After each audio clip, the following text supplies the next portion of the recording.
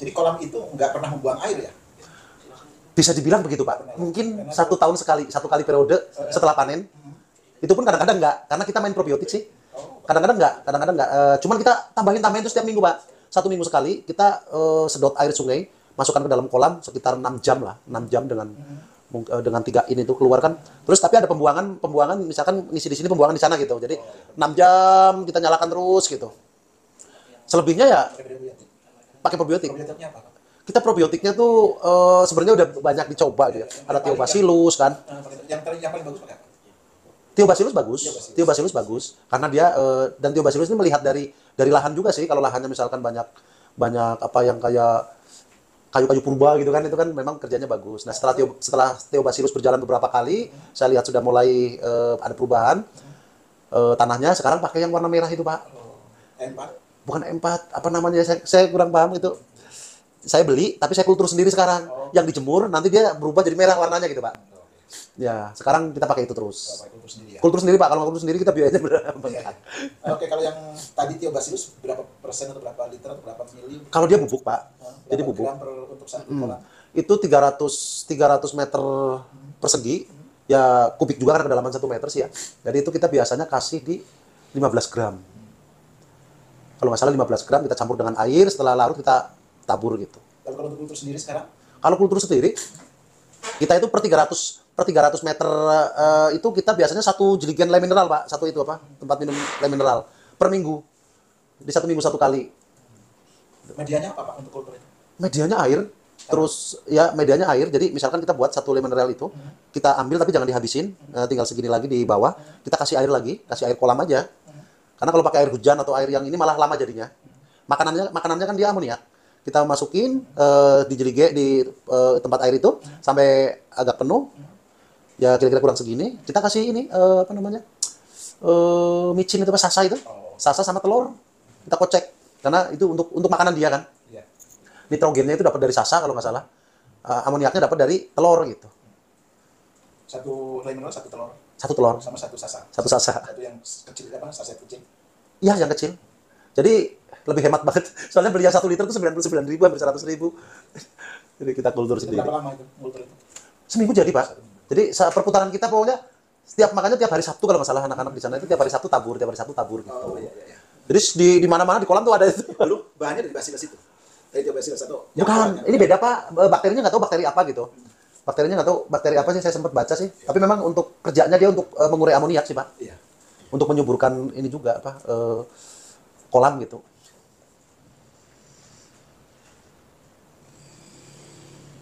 Kalau yang kultur sendiri berarti murah sekali ya? Murah sekali. Hanya modal micin sama telur. Saya juga untuk Lactobacillusnya saya juga untuk pencernaannya saya kultur sendiri Pak. Kultur sendiri saya. Saya kulturnya pakai apa? Pakai Yakult Pak. Pakai Yakult saya kultur satu drum itu yang 200 liter. Saya kultur sendiri selama ini juga nggak pernah sekali-kalinya saya ini buat udah nanti isi lagi dikasih makanan lagi. Dipakai juga untuk itu? Iya, untuk pencampuran makanan Pak. Oh, pencampuran. Pada saat mau ngasih makan itu airnya dikasih yang Lactobacillus itu. Jadi untuk pertumbuhan sama daging beda kalau pakai campuran itu.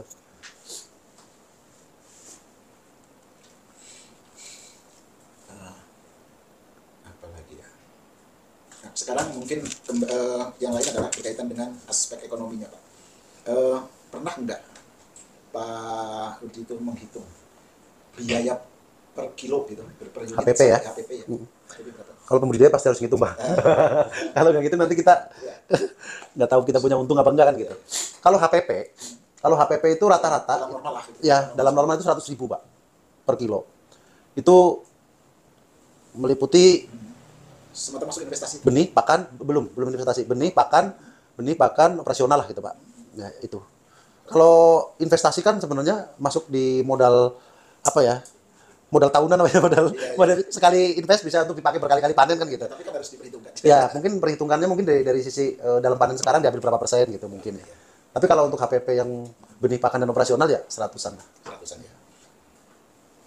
Oke, kemudian kalau untuk penjualan sekarang aman ya? Udah ada pasar ya? Penjualan kalau 1 bulan di angka 1,5 ton, 2 ton aman. Tapi kalau untuk lebih dari itu kan sudah ada pesanan juga yang tadi ada 25 Iya. ton itu, tapi Iya. nanti ya mungkin. Nah, itu makanya kita mau pengembangan gitu. Pengembangan itu mengajak beberapa penyerta modal dan juga mitra-mitra. Ya, kemudian tadi yang 1,5 sampai 2 ton itu produk jadi apa produk mentah? Masih mentah. Yang produk mentah tadi. Iya, mentah. Yang 1,5 sampai 2 ton itu bisa terserah. Iya, soalnya matangnya 1 tonan sih. Oh iya. Iya, matangnya 1 1 tonan. ton ya. Pak, kemudian kalau yang menentukan harga jual tadi yang dari mitra ke Bapak itu siapa? Terus yang dari Bapak ke sana siapa yang menentukan? Yang menentukan kalau harga untuk di koperasi saya. Karena kenapa ditentukan dengan harga 150.000? Itu juga berdasarkan perhitungan penjualan matangnya, Pak, ke sana. Kalau untuk harga yang ke buyer kita ya itu ditentukan oleh mereka, Pak, oleh buyer. Berdasarkan negosiasi di awalnya ya misalkan. Nanti ditentukan di harga berapa. Kemudian di situ kita hitung, Pak, HPP untuk produksi dari hidup sampai ke matang itu berapa. Nah, kita hitung semua, jatuhlah di harga 150.000 gitu. Siap, ya, ya. Itu ditinjau tiap berapa bulan, Pak? Tadi Enggak berapa bulan sih, selama ini sudah bertahun-tahun masih harga segitu. Enggak naik, enggak turun gitu. Iya, iya, iya, benar, Pak. Itu juga pasar dunia juga menentukan, Pak. Pasar dunia menentukan informasi harga pasar dunia. Seperti ekspor itu berapa, sekian, nah itu juga. Pak, sudah pernah sertifikasi CBIB? Sudah. Sudah. Semuanya sudah sertifikasi? Sudah. Kita CBIB sudah, kemudian halal sudah, BPOM sudah, terus apa itu, dari Anglor itu sertifikat ini hasil lab, daging ada lengkap gitu. Kalau untuk sertifikasi CBIB baru untuk koperasinya? Apa semua sudah mitra? Apa, Koperasi? mitra, anggota koperasi sudah ya?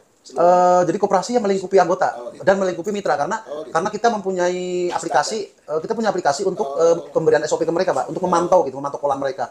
Aplikasi yang kita buat itu misalkan parameter air, terus apa namanya hari ini feed ratio-nya berapa, kematiannya berapa dan lain-lain gitu.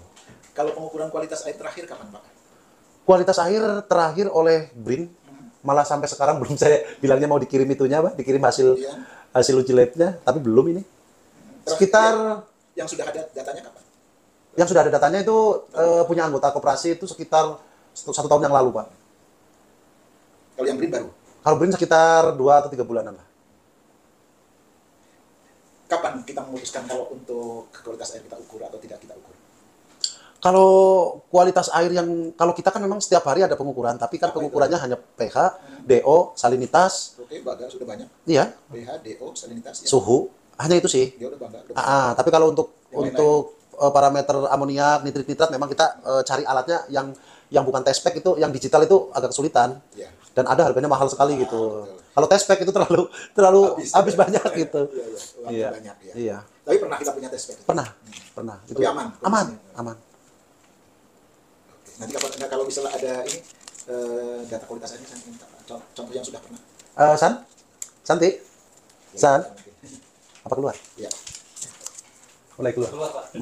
Nanti ada, Pak. Ya. Ada itu dulu dari provinsi kalau tidak salah itu. Ya. Nanti contoh aja Pak. Iya. Ya. Pak, kalau tenaga kerja ini semua dari sini saja, Pak? Atau pernah dari luar? Kalau untuk shift siang ini warga sekitar sini. Kalau shift malam itu rata-rata orang Tasik, orang perantauan gitu, Pak, orang Tasik. Kenapa kok yang malam orang Tasik? Jadi kalau orang jauh kan, kalau malam nggak mungkin pulang ke rumah.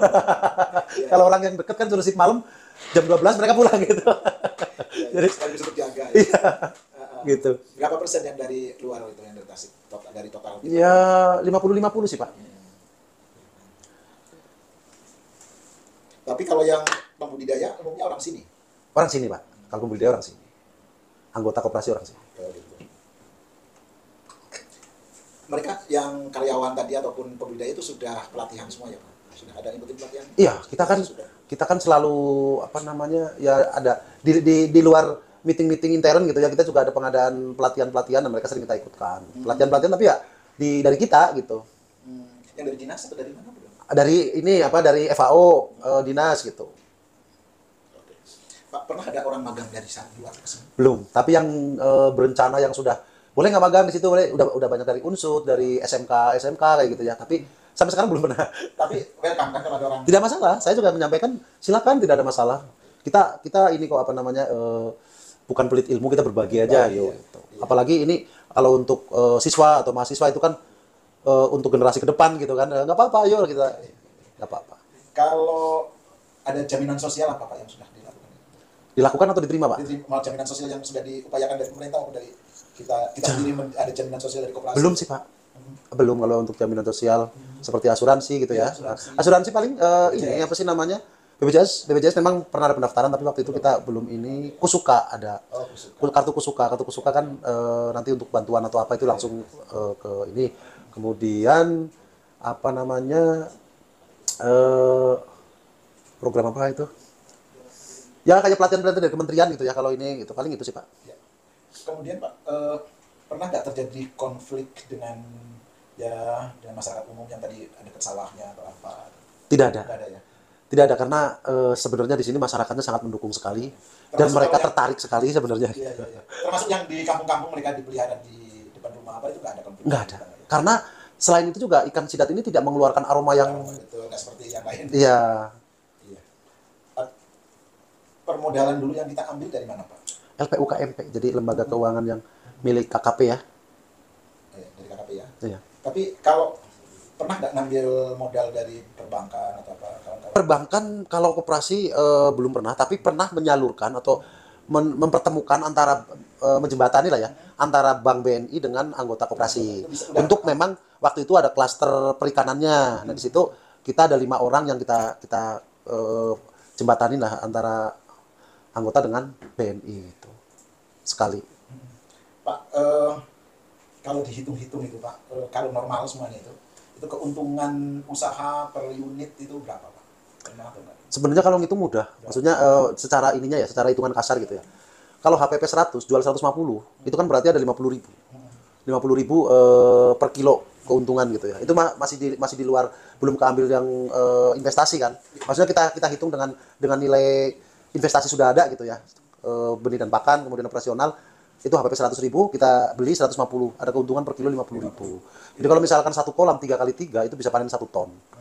Bisa panen 1 ton berarti ya sekitar 50 jutaan lah keuntungannya. Dan dengan angka modal benih dan pakan operasional sekitar 150-an. Gitu. Ya, 50 juta untuk 1 tahun gitu ya. Tergantung. Jadi 1,5 tahun sampai 2 tahun ya. itu kalau dari hasil Pak. Kalau untuk anggota sama ini kita ngambilnya langsung dari fingerling Pak. Dari fingerling itu berarti sekitar 9 bulanan. 8 sampai 9 bulan. Iya. Iya. Gitu ya. Iya. Sampai 9 bulan sudah bisa panen dia. Iya. Kalau yang dari glass eel HPP-nya beda lagi Pak. Beda lagi, ya. Itu pasti di bawah 100. Cuman durasi budidayanya yang memang panjang gitu. Sebenarnya hitung-hitung ya sama, ada yang ngambil segmen 3 yang cuma 4 bulan panen. Tapi hitung-hitungan untungnya ya hampir sama aja, cuman kan perputaran keuangannya lebih cepat gitu.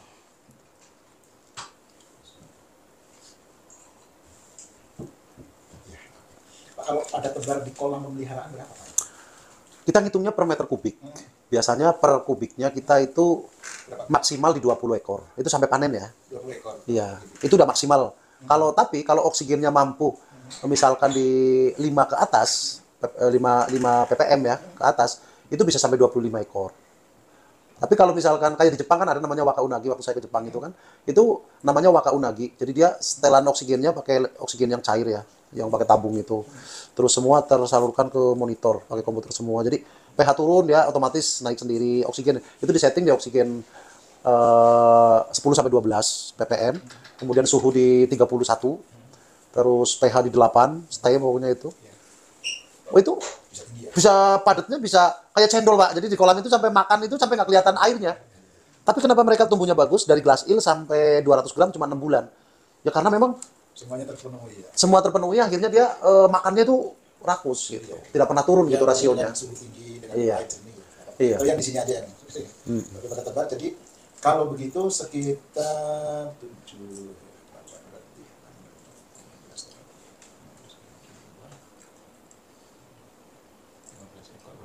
berarti sekitar 6-7 kilo per meter kubik. Iya, konsumsinya ya. Sekilo isi 4 gitu ya. 4 itu kali 15. Kali 15 kan cuma 4 kilo. Iya. Ya, sekitar segitu. Masih ini dibandingkan Eropa. Eropa itu bisa berapa? Tinggi sekali kilogramnya. Padat, lebih padat itu, lebih padat. Besarannya. Kalau pakai kincir ya? tapi mungkin itu pakai kincir nggak? pakai kincir, Pak. Kincir juga. Mungkin Iroha apa namanya oksigennya lebih tinggi mungkin, Pak. Iya. Dia pakai air tawar murni. Ya tapi maksudnya kincirnya kan double-double mungkin dia Bapak tahu berapa ppm itu oksigen terlarutnya? Oksigen di atas 6. Oh iya, di atas nama. Dia PPM-nya hampir kayak ininya Pak, kincirnya hampir kayak Udah, Paname kan. Iya.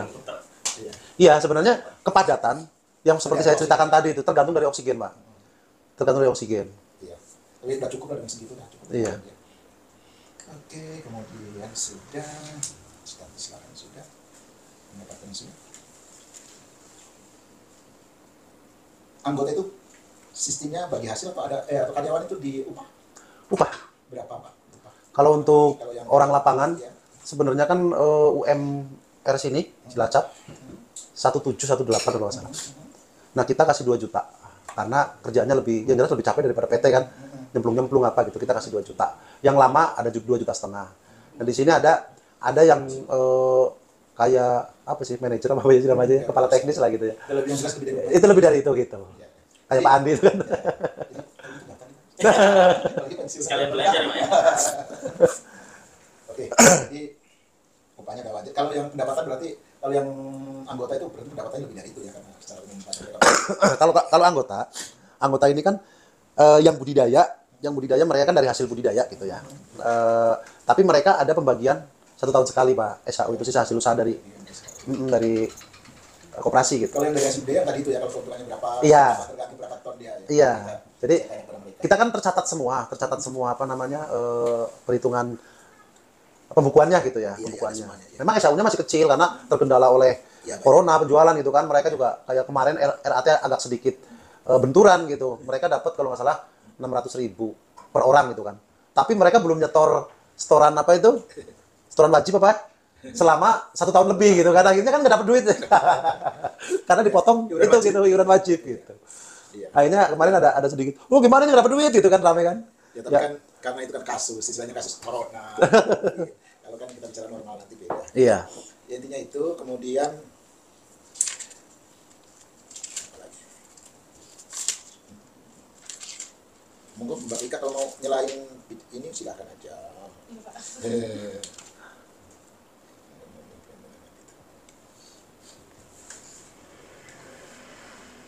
Pak, di daerah pembudidayaan itu hewan-hewan yang dilindungi ada nggak kayak misalkan lah kalau ini bukan penyu ya, kalau di dalam ini kan ada kuntul atau bleko atau apa itu sering masih dilihat Banyak, Pak. ya.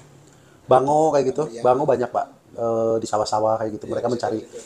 makan ikan apa yang di sawah-sawah itu banyak. Nah, kita biarkan saja Pak. Kita biarkan saja. Semuanya, nggak masalah. Karena itu juga tidak terlalu mengganggu, tidak mengganggu ya. Intinya kalau ikan sidat ini kan nggak seperti ikan pada umumnya. Pada naik. Pada saat siang di dalam gitu. Jadi kalau kuntul kayak bango gitu kan dia tertarik, kalau kayak kemarin kasus punya bapak saya.